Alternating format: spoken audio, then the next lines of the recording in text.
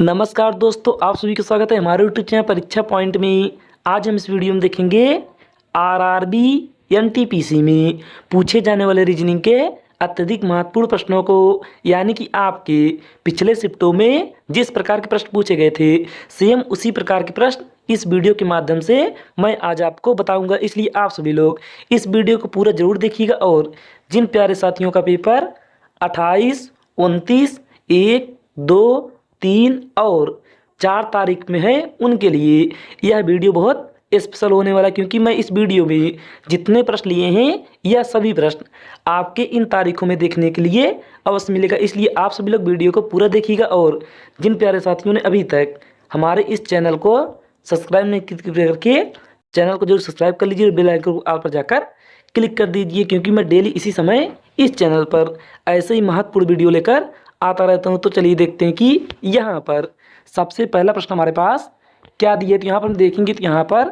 सबसे पहला प्रश्न दिया हमारे पास, एक निश्चित कूट भाषा में MATHS को 56012 लिखा जाता है, PASTE को 05769 लिखा जाता है और NASAL को 86356 लिखा जाता है।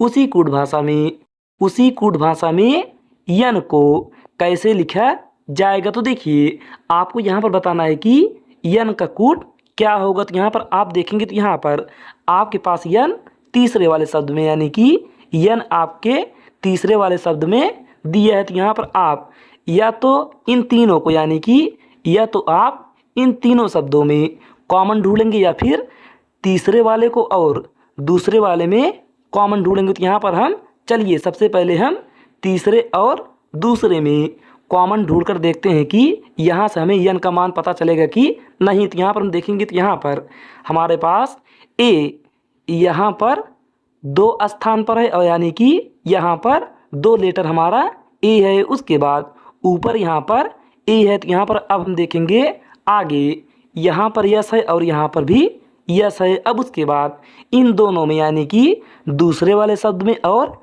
तीसरे वाले शब्द में और कोई लेटर कॉमन नहीं होगा। तो यहाँ पर अब हम देखेंगे गिनती में। तो यहाँ पर हम देखेंगे तो यहाँ पर 5 यहाँ पर भी है और यहाँ पर भी है। उसके बाद 6 यहाँ पर 2 जगह पर है और यहाँ पर 1 जगह पर, यानी कि यहाँ पर हो गया 6 हमारा कॉमन और 5 हमारा कॉमन। उसके बाद अब यहाँ पर नीचे बचा, यानी कि यहाँ पर नीचे हमारे पास तीसरे शब्द में यहाँ पर बचा है यन यल और उसके बाद यहाँ पर हमारे पास संख्याओं में 8 और 3, यानी कि यहाँ पर बचा है 8 और 3। तो यहाँ पर हम देखेंगे तो यहाँ पर आपके ऑप्शन में, यानी कि आपके चारों ऑप्शन में सिर्फ आपके पास यहाँ पर 8 दिया, यानी कि यहाँ पर यन का पूछा है तो यन का हो जाएगा 8, यानी कि 8 होगा राइट आंसर, जो कि ऑप्शन नंबर बी में दिया है। तो ये हो जाएगा करेक्ट उत्तर। तो फिर चलिए मैं आशा करता हूँ कि आपको यह प्रश्न अच्छे समझ में आ गया होगा। अगर आपको यह प्रश्न अच्छे समझ आ गया तो कृपया करके वीडियो को एक लाइक जरूर करिएगा। अब हम देखते हैं प्रश्न संख्या 2 को। तो यहाँ पर हम देखेंगे तो यहाँ पर दूसरा प्रश्न दिया हमारे पास, 5 मकान PQRS और T एक ही कॉलोनी में स्थित हैं। TQ के पूर्व में 40 मीटर की दूरी पर स्थित है, यानी कि यहाँ पर हमारे पास डायरेक्शन का प्रश्न दिया है। तो चलिए देखते हैं कि इसका सही आंसर किस प्रकार से आएगा। तो यहाँ पर आप सबसे पहले बैठाएंगे क्यू को। तो यहाँ पर हम क्यू को अगर यहाँ पर बैठाएंगे तो इसके पूरब में, यानी कि इसके पूरब में 40 मीटर की दूरी पर टी स्थित है, यानी कि टी कॉलोनी स्थित। तो यहाँ पर हो गया टी और इनके बीच की दूरी हो जाएगी 40 मीटर। उसके बाद आगे यहाँ पर दिया है PQ के दक्षिण में 30 मीटर की दूरी पर स्थित है, यानी कि जो P है वह Q के दक्षिण में 30 मीटर की दूरी पर स्थित है। तो यहाँ पर हम Q के दक्षिण में 30 मीटर पर बनाएंगे P को। तो यहाँ पर हो गया 30 और यहाँ पर हो जाएगा P। उसके बाद आगे यहाँ पर दिया हमारे पास RQ के पश्चिम में 40 मीटर की दूरी पर स्थित है, यानी कि जो R है वह Q के पश्चिम में 40 मीटर की दूरी पर स्थित है। तो यहाँ पर बैठेगा R और इनके बीच की दूरी हो जाएगी 40 मीटर। उसके बाद आगे यहाँ पर दिया हमारे पास क्यू यस के दक्षिण में 35 मीटर की दूरी पर स्थित है, यानी कि जो क्यू है वह यस के दक्षिण में 35 मीटर की दूरी पर स्थित है। तो यहाँ पर यस अगर यहाँ पर होगा तो 35 मीटर की दूरी पर क्यू है, तो यहाँ पर हो जाएगा क्यू, यानी क्यू यहाँ पर पहले से ही बैठा है, तो यहाँ पर हो गया क्यू। उसके बाद अब हमसे प्रश्न पूछा है कि आर टी के सापेक्ष किस दिशा में स्थित है, यानी कि जो आर है वह टी के सापेक्ष में किस दिशा में स्थित है। तो यहाँ पर हम देखेंगे तो यहाँ पर टी हमारा यहाँ पर है और इसके सापेक्ष आर हमारा पश्चिम में, यानी कि पश्चिम में स्थित है। तो यहाँ पर हो जाएगा ऑप्शन नंबर चौथा हमारा राइट आंसर, यानी कि पश्चिम होगा करेक्ट उत्तर। तो फिर चलिए अब हम देखते हैं प्रश्न संख्या 3 को। तो यहाँ पर हम देखेंगे तो यहाँ पर तीसरा प्रश्न हमारे पास, दिए गए विकल्पों में से किन दो चिन्हों को आपस में बदलने पर निम्नलिखित समीकरण सही होगा। तो देखिए आप यहाँ पर देखेंगे तो यहाँ पर आपके पास नीचे एक समीकरण दिया है और आपको बताना है कि इन चारों ऑप्शन में से किस ऑप्शन को इस समीकरण में रखें कि हमारा समीकरण सही हो जाए। तो देखिए आप यहाँ पर सबसे पहले ऑप्शन ए को रखेंगे। तो यहाँ पर हम देखेंगे तो यहाँ पर ऑप्शन ए दिया हमारे पास 16 और 8, यानी कि 8 के स्थान पर 16 और 16 के स्थान पर हम 8 रखकर देखेंगे। तो यहाँ पर हम देखेंगे तो यहाँ पर हमारे पास दिया है 8 गुणे 4, तो यहाँ पर हम 8 के स्थान पर लिखेंगे 16, तो यहाँ पर होगा 16 गुणे 4। उसके बाद -18 भागे 2 और यहाँ पर प्लस, अब 16 के स्थान पर लिखेंगे हम 8 और बराबर हमें 63 प्राप्त होना चाहिए। तो यहाँ पर हम लिखेंगे 63। उसके बाद अब यहाँ पर इसे हल करेंगे तो यहाँ पर आएगा 2 से अगर हम 18 को काटेंगे तो यह जाएगा 9 बार में। उसके बाद यहाँ पर आगे प्लस 8, अब उसके बाद 16 का गुणा 4 करेंगे तो यहाँ पर होगा 16 चौक 64 और यहाँ पर माइनस। उसके बाद 64 में अगर हम 9 घटाएंगे तो यहाँ पर आएगा 55 और 55 में 8 जोड़ेंगे तो यहाँ पर आएगा 63, यानी कि यहाँ पर हमें 63 प्राप्त करना था और हमें 63 प्राप्त हो गया। तो यानी कि हमारा ऑप्शन ए हो जाएगा राइट आंसर। आपको आगे चेक करने की कोई आवश्यकता नहीं है। तो चलिए अब हम देखते हैं प्रश्न संख्या 4 को। तो यहाँ पर हम देखेंगे तो यहाँ पर चौथा प्रश्न हमारे पास, यहाँ पर चौथा प्रश्न हमारे पास, उस संख्या का चयन कीजिए जो निम्नलिखित श्रेणी में प्रश्न चिन्ह के स्थान पर आएगी। यानी कि यहाँ पर नीचे हमारे पास एक श्रेणी दी हुई है और हमें बताना है कि इस प्रश्नवाचक चिन्ह के स्थान पर कौन सी संख्या आएगी। तो देखिए आप यहाँ पर सबसे पहले क्या करेंगे, आप यहाँ पर सबसे पहले देखेंगे कि आपके इस श्रेणी में किस प्रकार से संख्याएं दी हुई है। तो यहाँ पर हम देखेंगे तो यहाँ पर हमारी संख्याएं धीमे धीमे से आगे बढ़ रही है। तो यहाँ पर हम क्या करेंगे, अगर संख्याएं धीमे धीमे से आगे बढ़ेगी तो वहाँ पर लगाएंगे हम प्लस का नियम। तो यहाँ पर हम इस 8 में कितना जोड़ें कि यहाँ पर 18 हो जाए। तो यहाँ पर हम 8 में अगर 10 जोड़ेंगे तो यहाँ पर होगा 18। उसके बाद 18 में अगर हम 20 जोड़ेंगे तो यहाँ पर होगा 38। उसके बाद 38 में अगर हम 40 जोड़ेंगे तो यहाँ पर होगा 78। उसके बाद 78 में अगर हम 80 जोड़ेंगे तो यहाँ पर होगा 158। उसके बाद 158 में अब हम कितना जोड़ें कि यहाँ पर हमें वह संख्या प्राप्त होती है। यहाँ पर हम देखेंगे तो यहाँ पर सबसे पहले हमने 10 जोड़ा, उसके बाद 20, उसके बाद 40, उसके बाद 80। अब यहाँ पर जोड़ेंगे हम 160, यानी कि 80 का दुगना 160। यहाँ पर अब हम 158 में 160 जोड़ेंगे तो यहाँ पर कितना आएगा, यहाँ पर होगा 8 6 5 11 की 1 हासिल 1 1 1 2 1 3, यानी कि यहाँ पर हो जाएगा 318। इस प्रश्नवाचक चिन्ह के स्थान पर आएगा 318, जो कि हमारे ऑप्शन नंबर ए में दिया है। तो ऑप्शन ए हो जाएगा राइट आंसर। तो फिर चलिए अब हम देखते हैं प्रश्न संख्या 5 को। तो यहाँ पर हम देखेंगे तो यहाँ पर पांचवा प्रश्न हमारे पास कथन निष्कर्ष, यानी कि यह प्रश्न हमारा कथन निष्कर्ष पर आधारित है, क्योंकि आपके पिछले शिफ्टों में कथन निष्कर्ष के कम से कम 3 या 4 प्रश्न देखने के लिए सभी शिफ्टों में मिला है। इसलिए आप सभी लोग इस प्रश्न को ध्यानपूर्वक अच्छे से देखिए। तो देखिए आप यहाँ पर सबसे पहले इस कथन के अनुसार बनाएंगे बिन आरेख। यहाँ पर हम देखेंगे तो यहाँ पर पहला कथन दिया हमारे पास सभी चॉकलेट कैंडी हैं, यानी कि यहाँ पर हम बनाएंगे सभी चॉकलेट, यहाँ पर हम चॉकलेट को दर्शाएंगे सी से।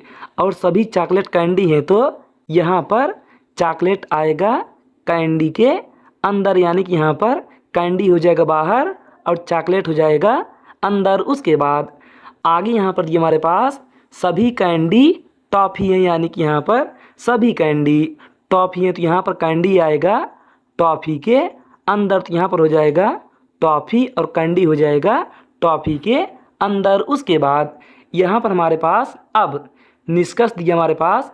पहला निष्कर्ष यहाँ पर सभी चॉकलेट टॉफ़ी है, यानी कि सभी चॉकलेट टॉफ़ी हैं तो यहाँ पर हम देखेंगे तो यहाँ पर चॉकलेट हमारा अंदर है और टॉफ़ी हमारा बाहर है, यानी कि यहाँ पर सभी चॉकलेट टॉफ़ी हो सकती है, तो यहाँ पर हमारा पहला निष्कर्ष हो गया सही। उसके बाद दूसरा देखेंगे तो यहाँ पर दिया हमारे पास सभी टॉफ़ी चॉकलेट है, यानी कि यहाँ पर वही उल्टा दे दिया, यानी कि यहाँ पर ऊपर दिया था हमारे पास सभी चॉकलेट टॉफ़ी हैं और दूसरा दे दिया यहाँ पर सभी टॉफ़ी चॉकलेट। तो यहाँ पर हम देखेंगे तो यहाँ पर कुछ टॉफ़ी चॉकलेट हो सकते, तो यहाँ से हमारा दूसरा हो जाएगा गलत। यहाँ पर हो गया हमारा दूसरा निष्कर्ष गलत। यहाँ पर हम देखेंगे तो यहाँ पर ऑप्शन नंबर सी में, यानी कि ऑप्शन नंबर सी में दिया है केवल निष्कर्ष एक पालन करता है, यानी कि यहाँ पर ऑप्शन सी होगा करेक्ट उत्तर। तो फिर चलिए अब हम देखते हैं प्रश्न संख्या 6 को। तो यहाँ पर हम देखेंगे तो यहाँ पर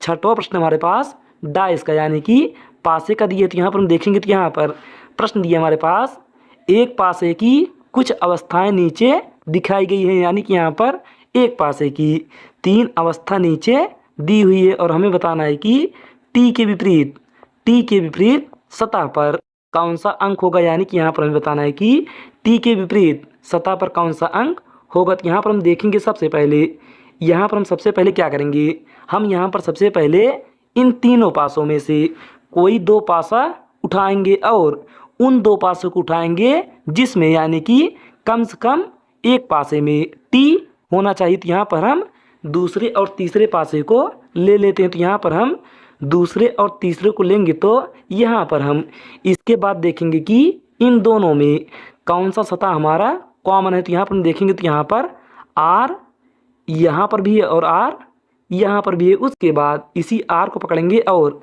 घड़ी की दिशा में इस प्रकार से घुमाएंगे और इस आर को पकड़ेंगे और घड़ी की दिशा में इस प्रकार से घुमाएंगे। तो यहाँ पर हमें क्या प्राप्त होगा, यहाँ पर हमें प्राप्त होगा आर पी क्यू। उसके बाद यहाँ पर प्राप्त होगा आर एस टी, यानी कि यहाँ पर हम देखेंगे तो यहाँ पर टी का विपरीत हो जाएगा क्यू, यानी कि टी का विपरीत होगा क्यू, जो कि हमारे ऑप्शन नंबर ए में दिया है। तो ये हो जाएगा राइट आंसर। तो फिर चलिए अब हम देखते हैं प्रश्न संख्या 7 को। तो यहाँ पर हम देखेंगे तो यहाँ पर 7वां प्रश्न दिया हमारे पास आई गुणे जे का अर्थ है आई जे की माँ है, आई प्लस जे का अर्थ है आई जे का पति है, आई भाग्य जे का अर्थ है आई जे की बहन है, आई माइनस जे का अर्थ है आई जे का भाई है। तो यहाँ पर हम देखेंगे तो यहाँ पर नीचे हमारे पास व्यंजक दिया है क्यू भागे एक्स प्लस वाई गुणे जेड में क्यू का जेड से क्या संबंध है, यानी कि क्यू क्या लगेगा जेड का। तो देखिए आप इस व्यंजक को ऊपर दिए हुए निष्कर्ष के अनुसार एक बनाएंगे फैमिली ट्री। तो यहाँ पर हम फैमिली ट्री किस प्रकार से बनाएंगे, तो यहाँ पर हम देखेंगे तो यहाँ पर हमारे पास दिया है क्यू भागे एक्स। तो यहाँ पर ऊपर देखेंगे तो आई भागे जे का अर्थ है आई जे की बहन है, तो यहाँ पर क्यू एक्स की बहन है। तो यहाँ पर क्यू अगर एक्स की बहन है तो यहाँ पर होगी क्यू वृत्त में और यहाँ पर हो जाएगा एक्स। और अभी यहाँ पर एक्स का जेंडर क्लियर नहीं है कि एक्स पुरुष है कि महिला है। उसके बाद आगे यहाँ पर दिया है एक्स प्लस वाई। तो यहाँ पर ऊपर देखेंगे तो आई प्लस जे का अर्थ है आई जे का पति है, तो यहाँ पर एक्स वाई का पति है। तो यहाँ पर अगर एक्स वाई का पति है तो इनके बीच में होगा डबल लाइन और यहाँ पर वाई हो जाएगा वृत्त में और एक्स हो जाएगा चतुर्भुज में, क्योंकि यहाँ पर एक्स होगा पुरुष वाई होगी महिला। उसके बाद आगे यहाँ पर दिया है वाई गुणे जेड। तो यहाँ पर हम देखेंगे तो यहाँ पर ऊपर दिया हमारे पास आई गुणे जे का अर्थ है आई जे की माँ है, तो यहाँ पर वाई जेड की माँ है। तो यहाँ पर अगर वाई जेड की माँ है तो जेड होगा नीचे और वाई होगा ऊपर, क्योंकि यहाँ पर वाई बड़ा है तो यह होगा ऊपर। उसके बाद अब हमसे प्रश्न पूछा है कि क्यू का जेड से क्या संबंध है, यानी कि क्यू क्या लगेगा जेड का। तो यहाँ पर हम देखेंगे तो जेड यहाँ पर है, क्यू यहाँ पर है, तो यहाँ पर हम देखेंगे तो यहाँ पर जेड की माँ वाई है और जेड का पिता एक्स है, और उसके बाद पिता की बहन क्यू है, तो यहाँ पर हो जाएगा पिता की बहन राइट आंसर, जो कि ऑप्शन नंबर चौथे में दिया है, तो यही होगा करेक्ट उत्तर। तो फिर चलिए अब हम देखते हैं प्रश्न संख्या 8 को। तो यहाँ पर हम देखेंगे तो यहाँ पर 8वां प्रश्न हमारे पास प्रथम दो में जिस प्रकार के संबंध दिखाए गए हैं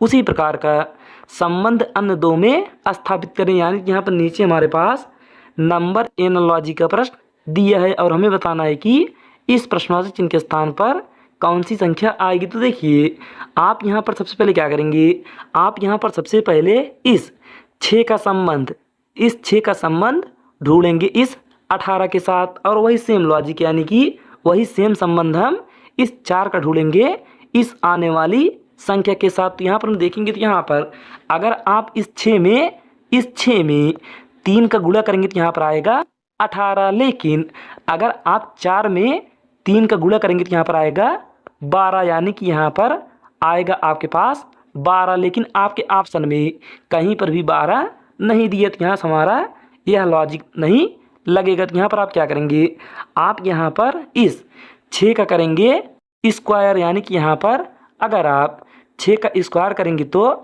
यहाँ पर आएगा 36, और 36 के हम एक एक अंकों को, यानी कि 36 के अगर हम एक एक डिजिट को गुणा करेंगे तो यहाँ पर आएगा 6 18, यहाँ पर आगे 18 हमारे पास दिया है। उसी प्रकार से अब यहाँ पर हम 4 का करेंगे स्क्वायर, तो यहाँ पर 4 का स्क्वायर हो जाएगा 16, और 16 के हम एक एक डिजिट को गुणा करेंगे तो यहाँ पर आएगा 1 छक्के 6, यानी कि यहाँ पर हो जाएगा 6 हमारा करेक्ट उत्तर, जो कि हमारे ऑप्शन नंबर ए में दिया है, तो ये हो जाएगा राइट आंसर। तो फिर चलिए अब हम देखते हैं प्रश्न संख्या 9 को। तो यहाँ पर हम देखेंगे तो यहाँ पर 9वां प्रश्न हमारे पास आज बुधवार है, 75 दिन बाद सप्ताह का कौन सा दिन होगा, यानी कि यहाँ पर दिया है हमारे पास कैलेंडर का प्रश्न। तो देखिए आप इसे किस प्रकार से हल करेंगे, तो यहाँ पर आप देखेंगे तो यहाँ पर आज अगर बुधवार है तो 75 दिन बाद सप्ताह का कौन सा दिन होगा। तो यहाँ पर आप जानते हैं कि हर सप्ताह बाद यानी कि हर 7वें दिन बाद आपका वही दिन रिपीट होगा, यानी कि हर 7वें दिन वही दिन रिपीट होता है। तो यहाँ पर हम क्या करेंगे, आप यहाँ पर इस 75 में भाग लगाएंगे 7 का। तो यहाँ पर हम 75 में अगर 7 का भाग लगाएंगे तो यह जाएगा 10 बार में, यानी कि 10 सत्ते 70, और यहाँ पर शेष बचेगा 5, और हमें मतलब है सिर्फ शेष से, यानी कि शेष फल से हमें मतलब है। तो यहाँ पर हम देखेंगे तो यहाँ पर 5 शेष आया है, तो इस बुधवार में 5 दिन हम और जोड़ेंगे तो यहाँ पर कितना आएगा, बेफाई सुख शनिचर इतवार सोमवार, यानी कि यहाँ पर सोमवार हो जाएगा राइट आंसर, जो कि ऑप्शन नंबर दूसरे में दिया है। तो फिर चलिए अब हम देखते हैं आज का अंतिम प्रश्न, यानी कि 10वां प्रश्न। यहाँ पर हम देखेंगे तो यहाँ पर 10वां प्रश्न दिया हमारे पास, नीचे दी गई श्रृंखला में एक पद लुप्त है, लुप्त पद का पता लगाएं, यानी कि यहाँ पर नीचे हमारे पास लेटर सीरीज दिया है और हमें बताना है कि इस प्रश्नवाचक चिन्ह के स्थान पर कौन सा पद समूह होगा। तो देखिए आप यहाँ पर सबसे पहले क्या करेंगे, आप यहाँ पर सबसे पहले इनका लिखेंगे प्लेस वैल्यू, क्योंकि यहाँ पर अगर आप इनका प्लेस वैल्यू लिखेंगे तो आपको यह पता चलेगा कि इसमें कौन सा नियम फॉलो करेगा। तो यहाँ पर हम इस DFE यानी कि DEF का प्लेस वैल्यू लिखेंगे तो यहाँ पर होगा 4 5 6, उसके बाद यहाँ पर कॉमा, अब यहाँ पर दिया है HIJ यानी कि 8 9 10, उसके बाद यहाँ पर 13 14 15, तो यहाँ पर हो गया 13 14 15। तो यहाँ पर अब हम देखेंगे तो यहाँ पर 4 के बाद 8 और 8 के बाद 13, यानी कि यहाँ पर 4 में 4 जोड़ेंगे तो यहाँ पर होगा 8, 8 में 5 जोड़ेंगे तो यहाँ पर होगा 13, उसके बाद 13 में 6 जोड़ेंगे तो यहाँ पर कितना आएगा, 13 6 19, यानी कि यहाँ पर 19 होगा, और 19 हमारा किसका प्लेस वैल्यू है, 19 होगा हमारा यस का प्लेस वैल्यू, यानी कि यहाँ पर पहला लेटर हो जाएगा यस, जो कि हमारे ऑप्शन नंबर सी में पहला लेटर यस दिया है, और आपके किसी भी ऑप्शन में पहला लेटर यस नहीं दिए, तो यहाँ से हमारा ऑप्शन सी हो जाएगा राइट आंसर आपको आगे अब चेक करने की कोई आवश्यकता नहीं है, क्योंकि आपके पेपर में टाइम कम रहता है और आपको टाइम बचाना होगा। इसलिए आप इस प्रकार से ही प्रश्नों को हल करना सीखेंगे। तो यहाँ पर आपका ऑप्शन सी हो जाएगा राइट आंसर। तो फिर चलिए, अगर आपको यह सभी 10 प्रश्न अच्छे लगे हैं तो कृपया करके वीडियो को आप एक लाइक करिएगा और चैनल को ज़रूर सब्सक्राइब कर लीजिएगा और अपने दोस्तों में इस वीडियो को ज़रूर शेयर करिएगा। आज के लिए बस इतना ही। धन्यवाद। अब हम मिलते हैं अगले वीडियो में कुछ महत्वपूर्ण प्रश्नों के साथ।